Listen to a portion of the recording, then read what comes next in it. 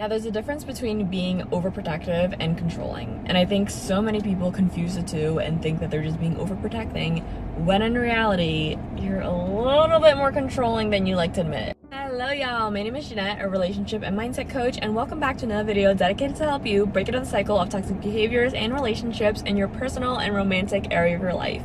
I'm on a goal on hitting 10K subscribers by the end of July, so please help me reach my goal by subscribing and joining our tribe. It helps so much. It'll also help me create better videos and just expand my Confident Maiden program to help more of you heal towards a secure attachment style. Okay, so what's the difference between controlling and overprotective?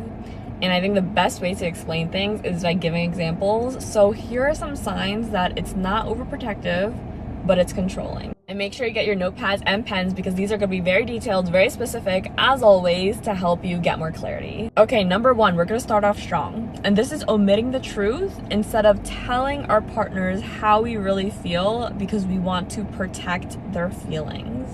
Now, there's a lot of nuance underneath this behavior, but at the root of it, what's happening is that because we're afraid to navigate their emotions and we don't want to deal with it, we decide to avoid the conflict and the possibility of how they will feel to keep ourselves safe. Okay, I know that one was harsh, and the truth is, it's because we want to protect ourselves and not want to deal with the emotions because maybe we don't have a healthy relationship navigating conflict. And so we end up avoiding having these conversations at all and taking away that decision from our partner. At the end of the day, in a healthy relationship, we don't get to control how our partner reacts, but we get to control how we respond to our partner. And we decide whether or not this is going to be going in a healthy trajectory, or maybe if it's something harder to navigate and going down something that maybe we don't even want to address, right? There are some things that are so painful and it's easier to just pretend that everything's okay than talking about things that might break the relationship. And so truly be honest with yourself and ask yourself, am I doing this because I want to protect them, or am I protecting myself? Is there something that I'm avoiding? Is there something that I'm afraid I will say that will cost us the relationship? And if so, is this relationship strong enough to handle those conversations? Okay, number two, using guilt as a way to get your partner to comply. Now, a lot of people don't want to admit this, and I've been guilty about this in the past as well, but the truth is, guilt tripping is a manipulation tactic. Because what's happening is that we're making our partners feel bad so they change their mind and end up choosing the thing that you truly wanted them to. And so this can sound like, oh, come on, it's not that big of a deal. If you really loved me, you would do this for me too. Or, are you sure you want to eat that? It's probably not that good for you. Yeah, how do you think other people would feel if this is the way that you showed up? Like, how do you think my parents would feel? I don't think, yeah. Now, I'm not saying that you can't share your opinion or guide your partner through uncomfortable or hard decisions in their life. But what I'm saying is that when you use guilt as a way to get them to comply, you are using judgment and dismissing their emotions. And let me say that again, because guilt will always come with judgment. And when we're constantly judging our partners for making their own decision, we are subconsciously telling them that I don't trust you to make this decision. You should follow me because I know better.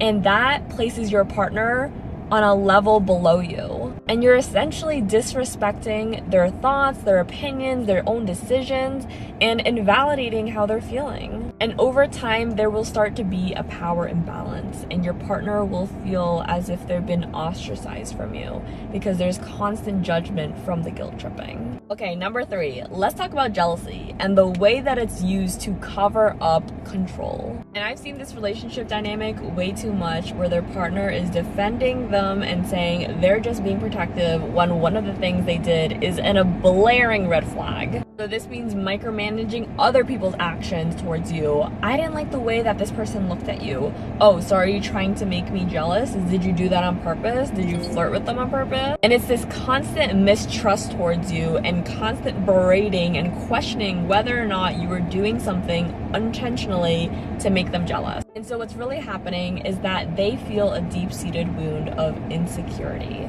whether it's they feel not enough, whether they feel unimportant, or maybe the other partner is going to leave them. And so what ends up happening is that because we feel so insecure and we don't have a healthy way to regulate our emotions, maybe because we never learned, we end up trying to control them by controlling our partner. Because it's so much easier to control other people than to control ourselves. And this doesn't justify this behavior at all, but it's just to give you an understanding on what's really going on underneath. Because a lot of these wounds and behaviors do come from a place of hurt.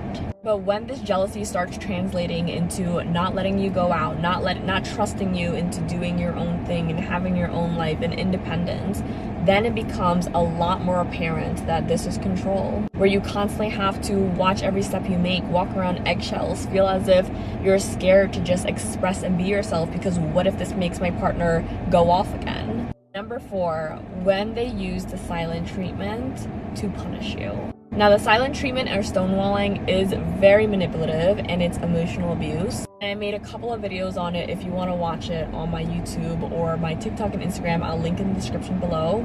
But the reason why the stonewalling and silent treatment is so emotionally manipulative is because when we are silent and punishing our partner, number 1, they don't know what we're thinking. They don't know what we're feeling. And so they start to substitute their worst case scenario fears into trying to figure out what's going on. And so you're putting them in a place where they're constantly reading them into the lines, trying to figure out what they did wrong, when in reality, it's our way of expressing that we do not know how to process our emotions.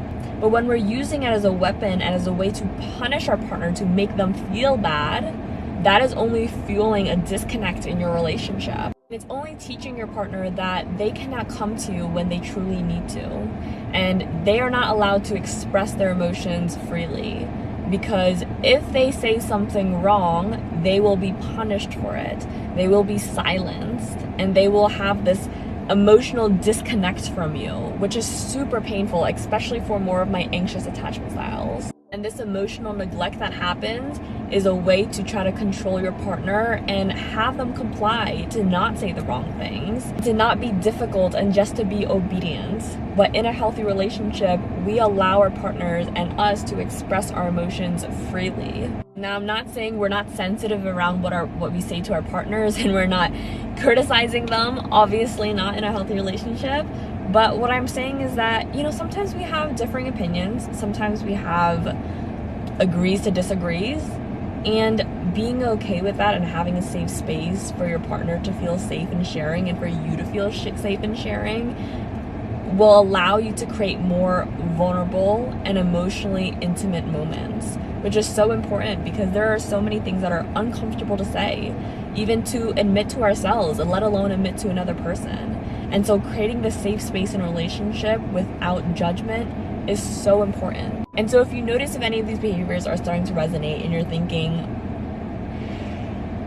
this is me, yep, then I want to say thank you for watching this video. Thank you for holding yourself accountable. I know it's not easy to hear all of these unhealthy behaviors about yourself. And the important thing about healing is not controlling what we did in the past, but focusing on our present reality and seeing how we can take the steps to shift into a better person. With that said, if you're ready to break the cycle of controlling behaviors and heal those wounds underneath, then book a call with me. I would love to map out your steps in depth, one-on-one. Link will be in the description below. And if you're interested in healing retroactive jealousy, which is jealousy of your partner's past, then grab my ebook here today. This is something that might be resonating with you. And I had so many people reach out wanting to hear about how to heal this behavior as well. Know that you're not alone. Comment down below if any of this resonated, and like and subscribe. I will see you in the next video. As always, you got this.